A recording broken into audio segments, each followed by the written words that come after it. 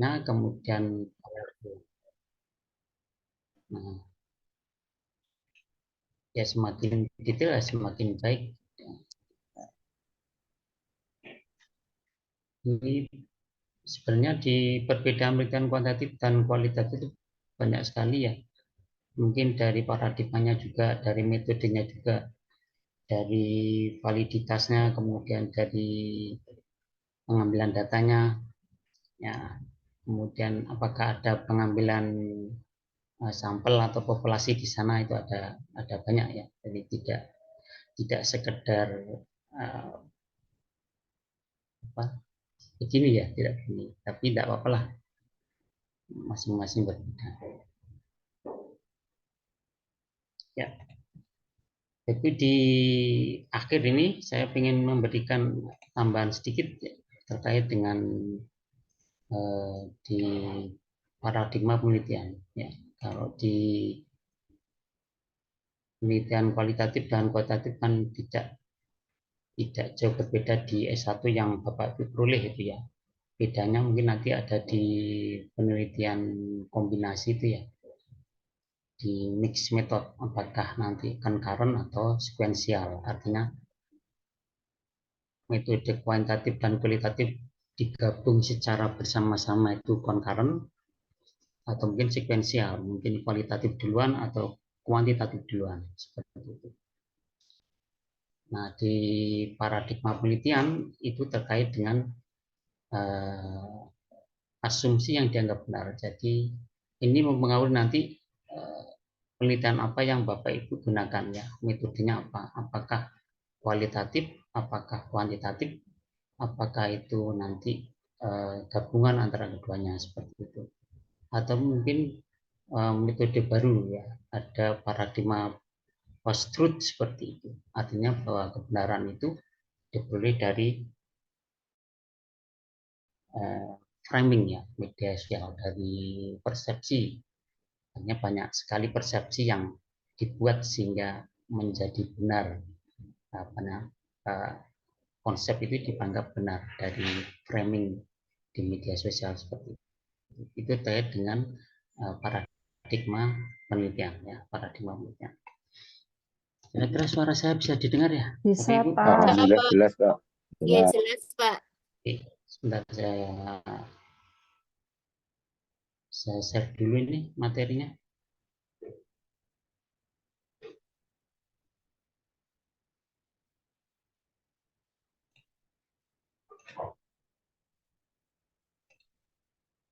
Bentar ya, saya share dulu.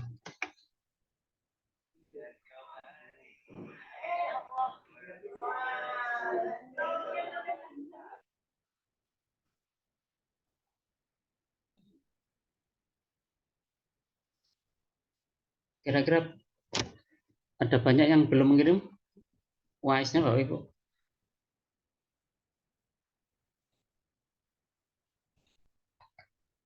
Saya belum ngirim, Pak. Bentar lagi. Saya belum, Pak. Hari nanti malam, Pak.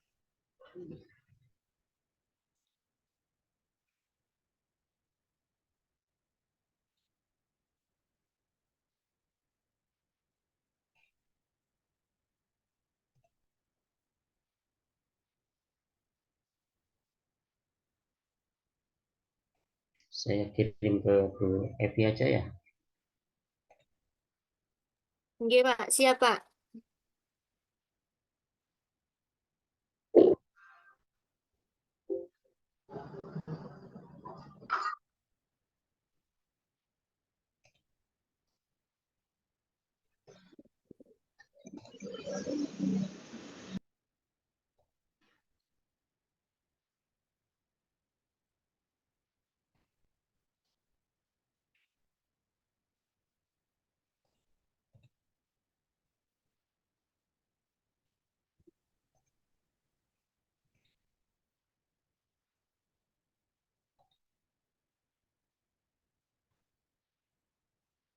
Ya Bapak Ibu, itu di paradigma penelitian ya. Jadi secara umum ini saya ambil dari, sudah tampil ya. Sudah, Pak. Sudah.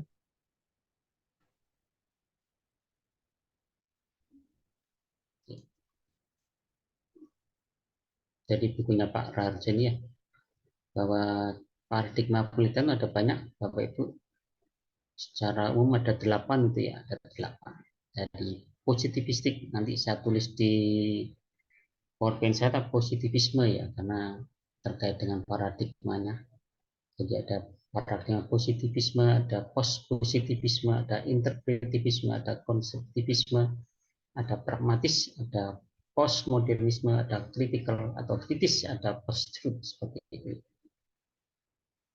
Nah, di paradigma ini Bapak Ibu, di bawahnya itu adalah metode penelitian yang muncul ya. Jadi yang mendasari paradigma ini itu bawahnya adalah metode penelitiannya. Jadi paradigma positivis kebenaran itu akibat dari realitas ini.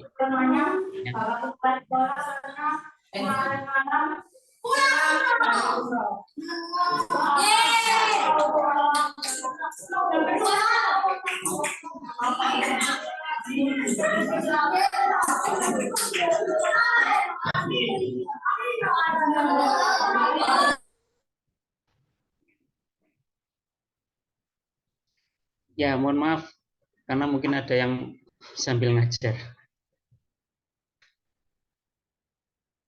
Atau hari Sabtu Bapak Ibu ada yang libur? Libur, Pak. Libur, Pak. Ada yang libur, ada yang ngajar, Pak. Ya, saya ulangi lagi.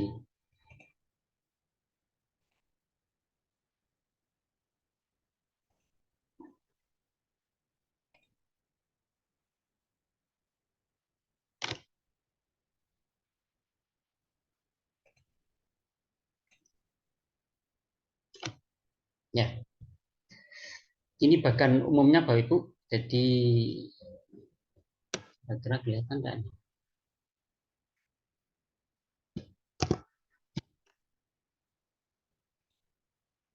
Jadi di paradigma penelitian itu ada positivistik ya, atau positivisme. Jadi nanti kira-kira saya jelaskan di sini ada 8 paradigma ya, 8 paradigma.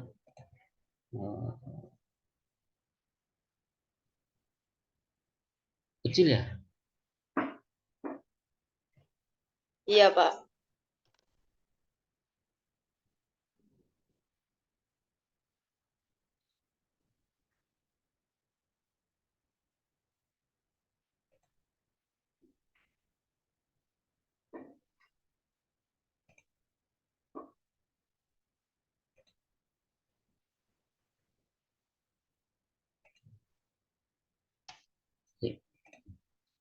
Dan jadi ini di awal sekali itu paradigmanya adalah positivisme ya, positivistik, artinya paradigma itu yang mendasari langkah-langkah kita dalam melakukan penelitian. Asumsi-asumsi yang dianggap benar itu adalah paradigma itu. Nanti di bawahnya itu sebagai akibat adalah metode penelitian yang muncul. Jadi positivisme itu nanti metode penelitian yang mendasari adalah metode penelitian kuantitatif karena kebenaran itu didasarkan pada objek yang diamati.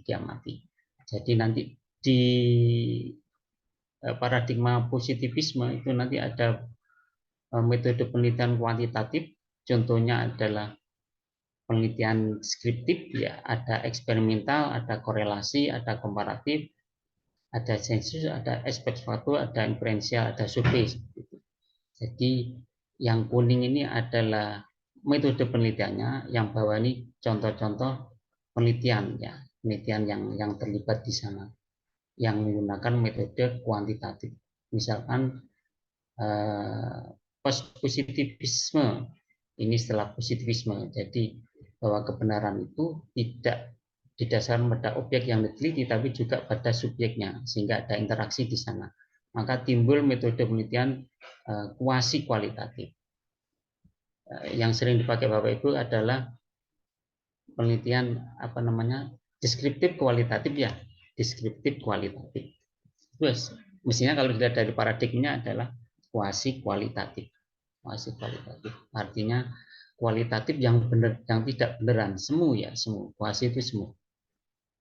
Nah, jadi kalau Bapak di positivisme nanti paradigma positivisme penelitiannya adalah kuasi kualitatif. Misalkan Bapak Ibu meneliti di metode pengembangan itu di dalamnya kan ada juga yang namanya menguji, ya, menguji. Jadi kalau Bapak Ibu sudah menghasilkan produk, di produk itu kemudian diuji kira-kira berpengaruh tidak terhadap prestasinya, maka Bapak Ibu mengambil dua sampel di sana, sampel kelas A dan kelas B misalkan.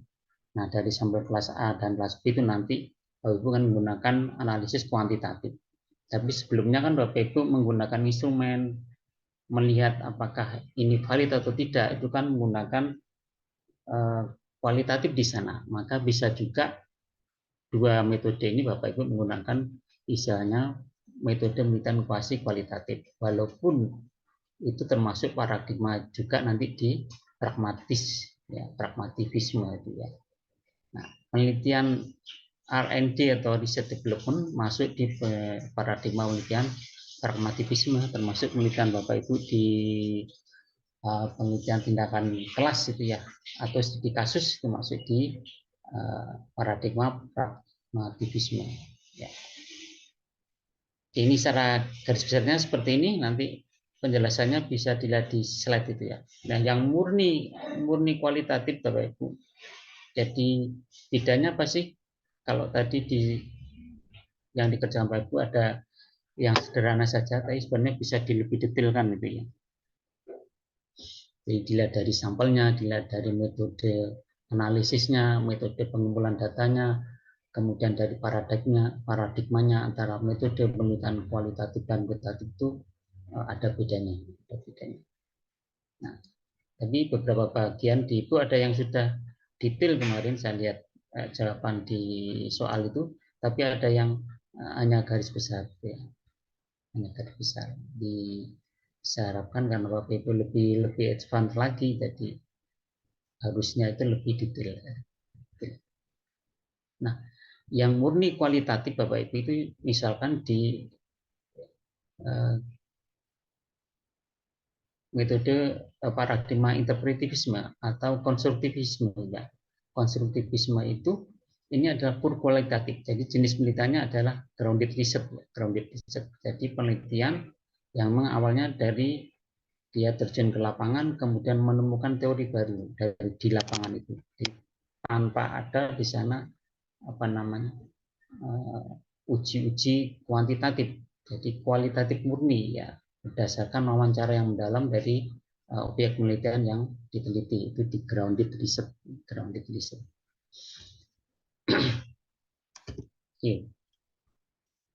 Ini beberapa penjelasan dari yang ini Bapak Ibu ya. Di sini saya jelaskan di bawahnya itu kalau jadi Pak ini yang pakai yang sana tik ya, beda aja ya, hanya penulisan aja.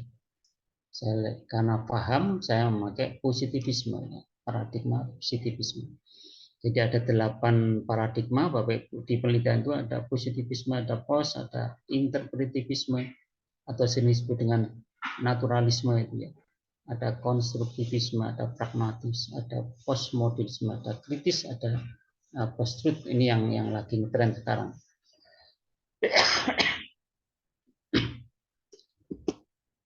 Oke. Ini di paradigma positivisme ya. Jadi memandang bahwa suatu fenomena itu tunduk pada aturan yang berlaku. Jadi ada hubungan sebab akibat sebagai fenomena alam. Karena itu bisa dihitung dan diamati atau diukur. Nah, jadi paradigma positivisme itu nanti melandasi munculnya metode penelitian kuantitatif. Ya, kuantitatif. Contohnya itu ada penelitian korelasi, ada eksperimen. Di eksperimen kan banyak sekali Bapak Ibu ya.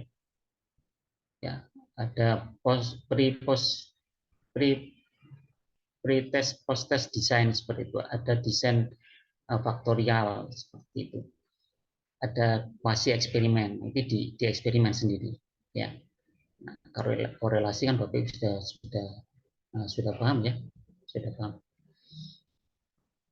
Cuma kira-kira kalau korelasi ini kalau di tesis Bapak Ibu mungkin lebih cocok ke regresi ya. Regresinya tidak sederhana tapi regresi ganda seperti itu. Di apa namanya Bapak Ibu? Kemudian ada survei ya. Survei itu biasanya kan mengukur pendapat, perilaku atau karakteristik dari sampel itu survei. Nah, survei. Enggak usah di sana aja. Nah, ini korelasi eksperimen survei ada ex post facto ya, ada sensus. Kalau sensus itu bertujuan untuk memberikan gambaran yang komprehensif tentang karakteristik populasi. Kalau sampel biasanya pakai opinion polling ya, opinion polling. Jadi mengukur pendapat atau preferensi publik itu di opinion polling. Contoh penelitiannya misalkan pengaruh merokok pada kesehatan janin. Ini masuk di penelitian ex post facto ya. Artinya faktanya itu di variabel dependen kita tidak bisa merubah ya, tidak bisa merubah. Artinya ya seperti itu. Jadi di pengaruh merokok pada kesehatan janinnya kan sebagai variabel dependen, independennya adalah pengaruh merokok. Kita tidak bisa mengontrol di independennya ya, dependennya itu di ex post facto. Nah, kalau di survei contohnya seperti ini, survei kepuasan pelanggan. Jadi ini beberapa contoh penelitian terkait dengan paradigma positivisme. Ada lagi paradigma post-positivisme. Ini di tengah-tengah Bapak Ibu antara paradigma interpretivisme dan post-positivisme. Itu di tengahnya ada post-positivisme. Jadi paradigma tengah antara positif dan interpretif itu kebenaran tidak mutlak di tangan peneliti, tapi juga interaksi antara objek penelitian dan subjek penelitian. Ini yang melandasi timbulnya metode penelitian kuasi kualitatif atau sering disebut dengan kualitatifnya metode kuantitatif, atau biasanya kita sering menyebut dengan penelitian deskriptif kualitatif. Nah, mestinya ada kuasi kualitatif, bukan deskriptif kualitatif. Kemudian yang ketiga paradigma interpretivisme. Jadi bahwa paradigma ini memandang realitas merupakan hasil konstruksi manusia. Jadi benar-benar dikonstruksi oleh manusia. Ini biasanya dipakai di penelitian kualitatif. Bahwa aktivitas manusia itu justru digantikan oleh suatu yang abstrak, bisa ideologi, bisa cita-cita, bisa asumsi, bisa pandangan hidup, bisa keyakinan.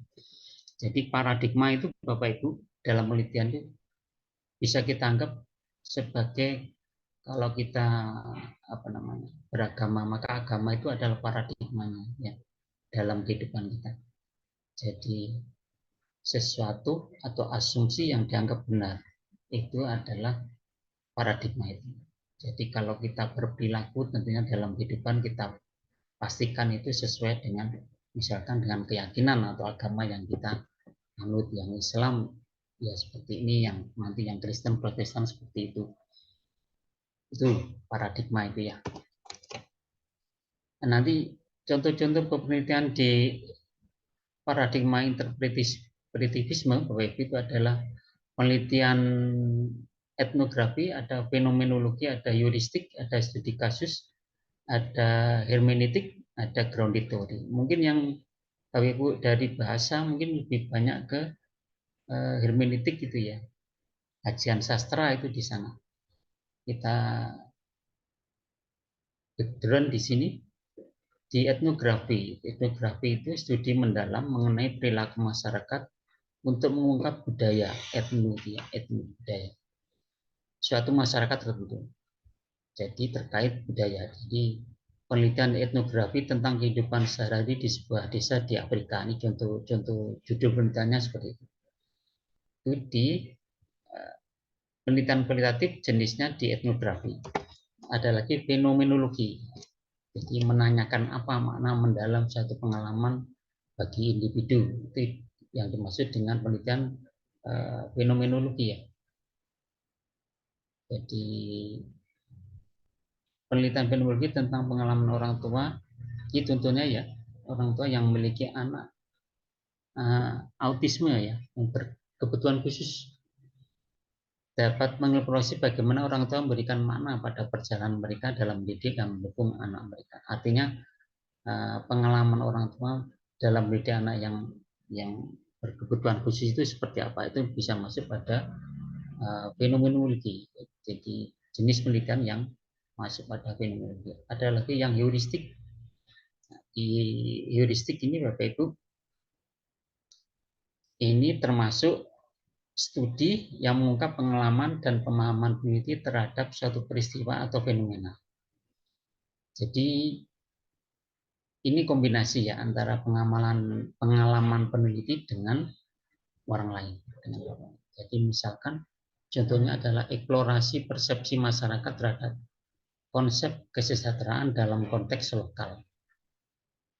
Ya, ini contohnya di heuristik. Ada lagi di penelitian paradigma positivisme itu studi kasus. Nah, ini banyak kita. Jadi biasanya kita kan studi kasus tentang bagaimana anak yang kemampuan tinggi seperti itu dalam kelas. Bisa studi kasus. Jadi studi mendalam mengenai perilaku masyarakat untuk mengungkap budaya mungkin suatu masyarakat. Jadi misalkan judulnya penelitian etnografi tentang kehidupan sehari-hari sebuah desa di Afrika terkait dengan budaya kali ini ya.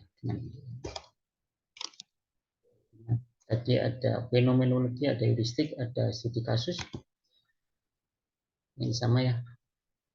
Kemudian ada grounded theory. Ini sebenarnya bisa masuk di konstruktivisme, tapi ada juga yang masukkan di paham atau paradigma interpretivisme, grounded theory ya, grounded theory. Jadi studi yang dirancang untuk membangun teori dari suatu fenomena berdasarkan data yang dikumpulkan dari lapangan. Jadi penelitian grounded theory ini sangat mengandalkan tentang wawancara yang mendalam. Wawancara bisa juga dengan observasi yang mendalam dari suatu objek penelitian, bisa orang, bisa masyarakat, bisa pemikiran seperti itu di grounded theory. Nah, ini di hermeneutik.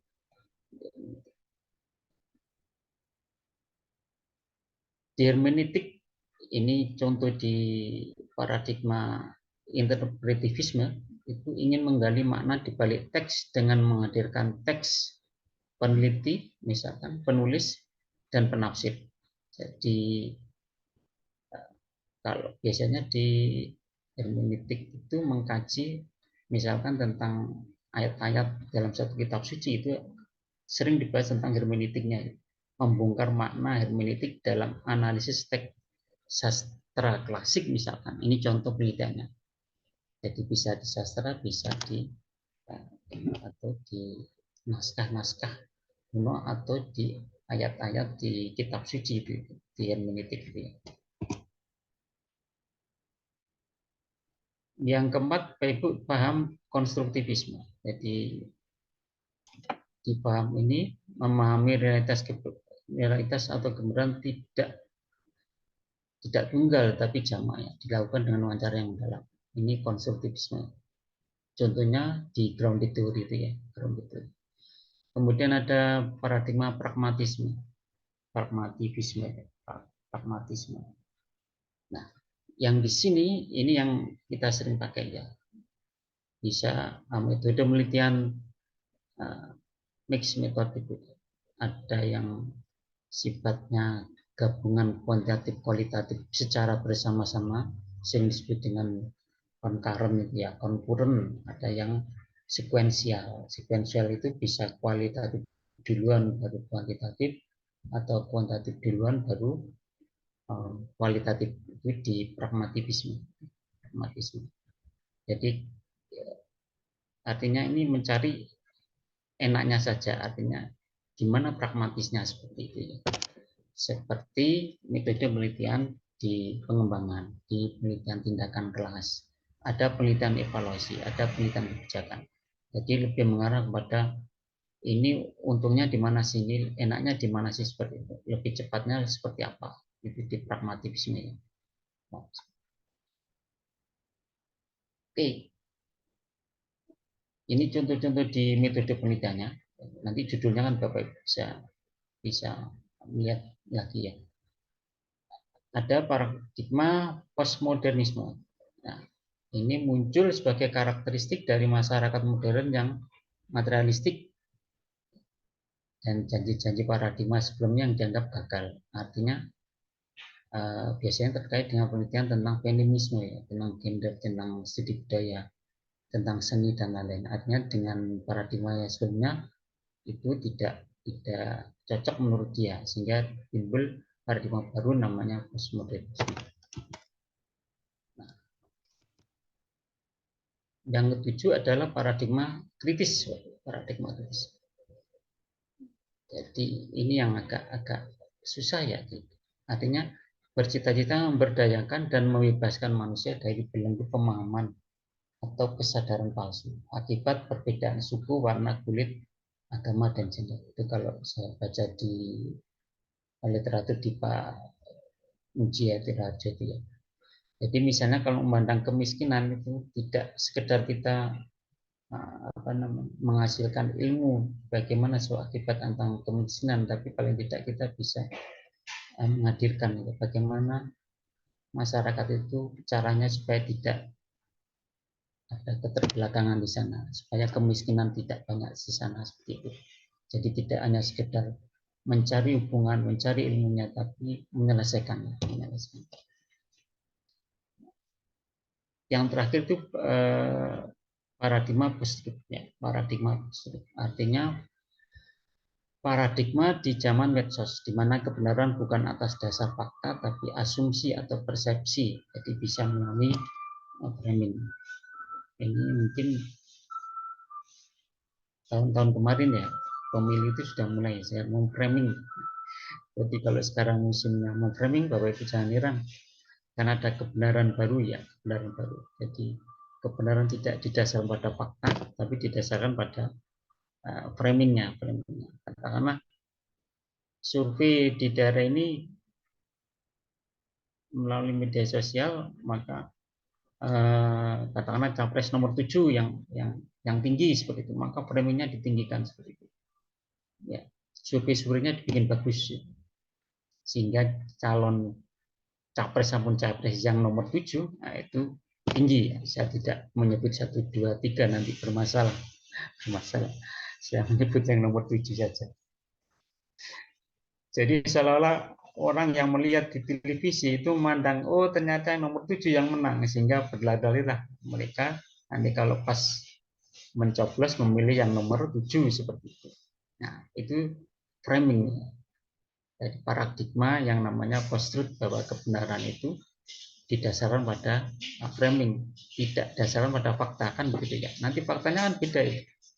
Nah, tapi sebelum ke sana maka diarahkan dulu supaya itu benar. Ya. Jadi itu Bapak Ibu cara garis besar yang ingin saya tambahkan di metode penelitian. Mungkin dulu belum saya berikan di perkuliahan sebelumnya.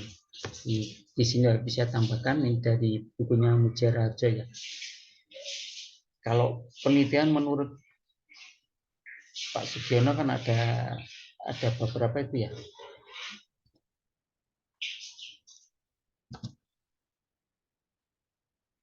Kalau saya buka lagi di metode penelitian nanti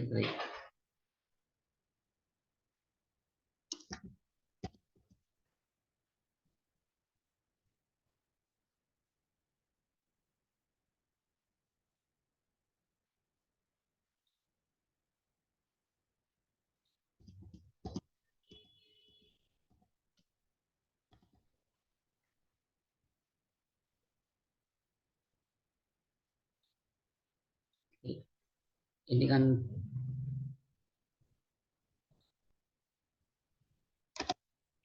ini Bapak Ibu pembagian metode penelitian. Ya, penelitian.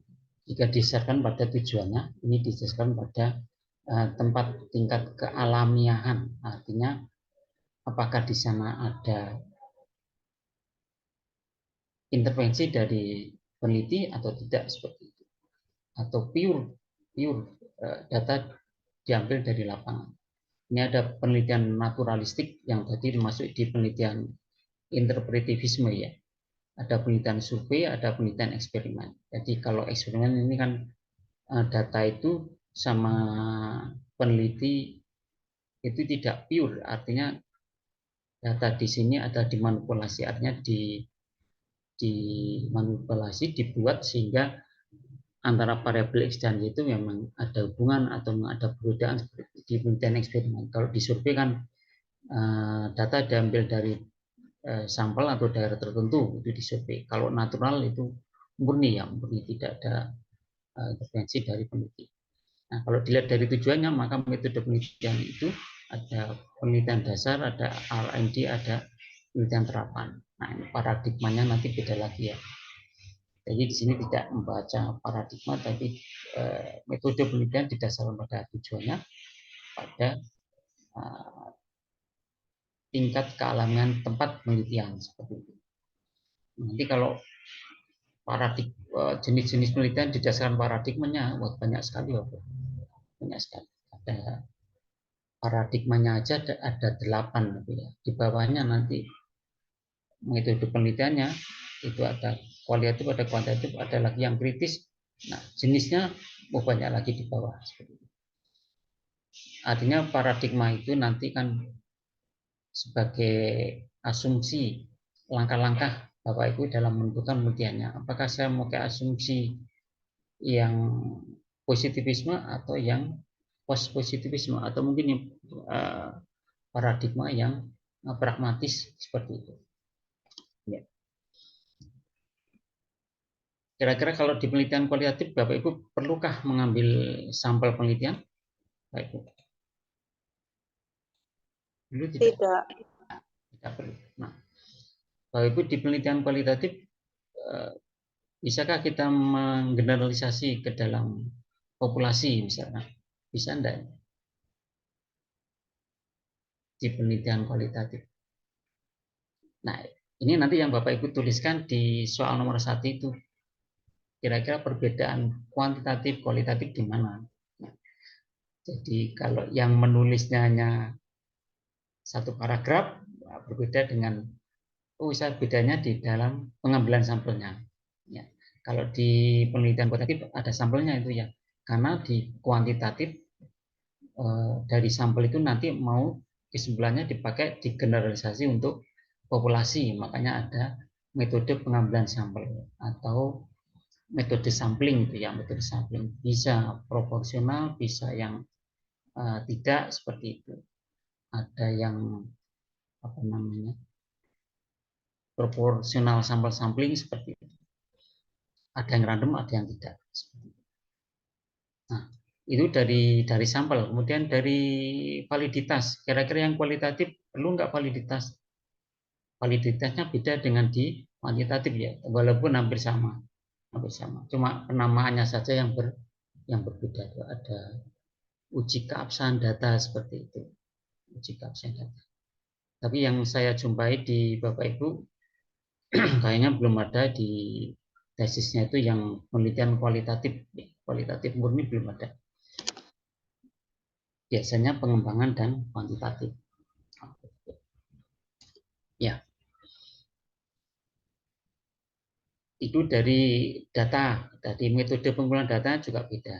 Kemudian dari uji validitasnya juga beda di kuantitatif dan kualitatif. Jadi yang mungkin Bapak Ibu belum mengirimkan, boleh nanti dieksplor lagi perbedaan di penelitian kuantitatif dan kualitatif. Tidak sesederhana yang sekian paragraf itu, ya ada banyak. Artinya kalau Bapak Ibu semakin banyak kan semakin bagus untuk dipertimbangkan nilainya. Gitu ya. Kayaknya yang mengumpulkan belum banyak sih. Saya pinginnya nanti di sini itu pingin satu-satu itu ya. Ibu penelitiannya apa, judulnya ini variabelnya apa sambil sambil ngecek sambil ngecek. Artinya nilainya tidak didasarkan pada tulisan Bapak Ibu, tapi dari pemahaman Bapak Ibu. Misalkan yang sederhana sekali, gitu ya. Dari variabelnya berapa, dari pengumpulan datanya, metodenya pakai apa, kemudian uji statistiknya pakai apa, seperti itu. Tapi karena waktu ya, mohon maaf, karena saya jam berapa? Jam 12.30 harus ke kampus, ada rapat khusus, harus ke sana itu.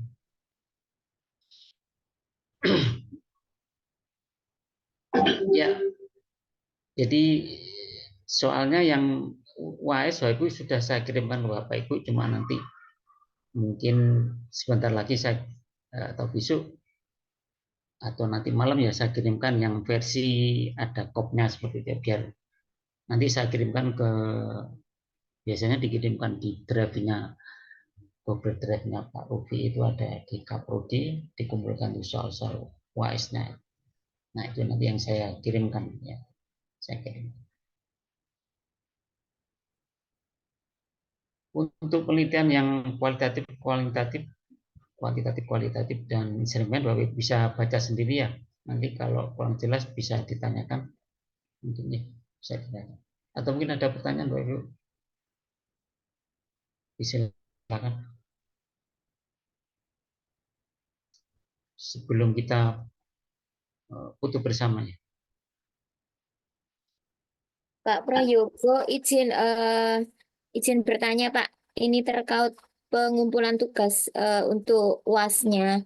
Minta tolong Bapak nanti sekiranya akhir UAS atau sebelum UAS minta rekapan yang belum agar saya bisa menjabri teman-teman yang belum mengumpulkan Bapak. Itu saja Bapak pertanyaan untuk di akhir sesi ini Pak, karena kebanyakan juga teman-teman yang di sini juga sibuk. Jadi paling tidak sebelum pelaksanaan jadwal UAS itu sudah ada datanya seperti itu Pak Prayogo, agar nanti bisa saya sampaikan kepada teman-teman yang sekiranya belum mengumpulkan. Seperti itu Pak Prayogo, terima kasih. Iya, enggak perlu dijawab ya, Bu. Ya, Bapak Ibu, karena UASnya tanggal 10 ya, Bu ya. Iya Pak, tanggal 10 Pak. Nah, kalau Bapak Ibu bisa mengirimkan sebelum tanggal itu, atau nanti sebelum tanggal 10 saya akan merekap Bapak Ibu yang sudah mengirim, Ya,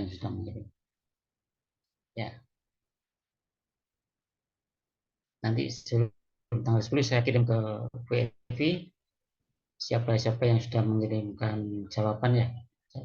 Karena mungkin Pak Rupi ini sebentar lagi sudah mengirimkan nilai untuk tugas kelompok dan UTS. Nah, nanti saya yang ngisi nilai UAS-nya dari Bapak Ibu. Paling tidak 1 minggu sebelum UAS itu harus sudah masuk di pasca. Mungkin itu Bapak ya. Jadi tanggal 10 atau sebelumnya nanti saya kirimkan rekap Bapak Ibu yang sudah mengirimkan UAS-nya ya, hasil UAS-nya. Mungkin itu ya. Pak Prayoga, mohon maaf izin bertanya. Saya Eniti Pangesti. Bapak, mohon izin. Saya mengumpulkan tugasnya hari Senin, bisa nggak? Ini saya posisi luar kota, mohon maaf. Boleh, hari Senin pas. Hari Senin tanggal berapa ya, Bu? Hari Senin tanggal 8, Bapak. 8. Iya, bisa Bu, bisa. Iya, saya posisi luar kota, mohon maaf Bapak. Ya, artinya Bapak Ibu kan waktu saya itu dibatasi ketika UAS Bapak Ibu ya. Nanti baik. boleh Ya, tanggal 10 boleh, tapi lebih baik sebelum tanggal 10 saya bisa merekap. Bismillah. Insya Allah Senin saya kumpulkan Bapak. Iya. Terima kasih Pak Prayogo. Mungkin itu Bapak Ibu. Ada lagi?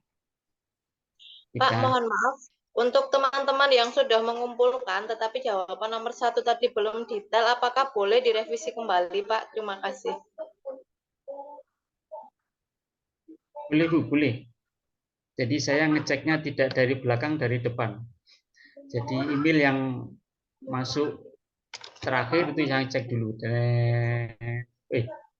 Email yang baru ya, email yang baru masuk saya cek dulu. Nanti terakhir udah ada 2, berarti yang kayak yang sebelumnya mungkin seperti itu.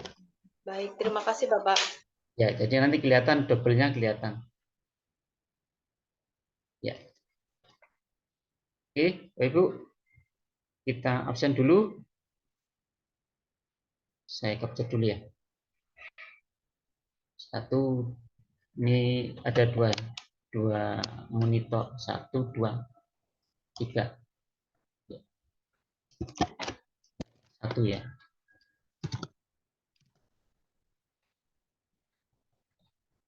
Saya kopikan.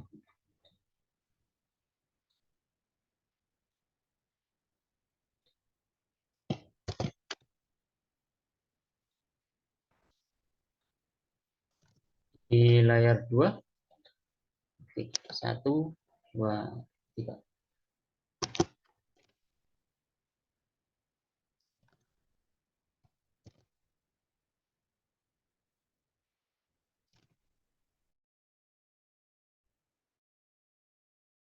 Ya, kurang lebihnya saya mohon maaf kalau kuliahnya di cancel terus. Memang ada yang bisa ditinggal gitu ya. Gue yang repot itu ya. Pak ini jadi waduh Bu, ini repot nih. Jangan Bu. Ya, mohon maaf kurang lebihnya saya akhiri. Assalamualaikum warahmatullahi wabarakatuh. Waalaikumsalam. Waalaikumsalam warahmatullahi wabarakatuh. Terima kasih Pak Proyogo. Terima kasih, Pak. Pak.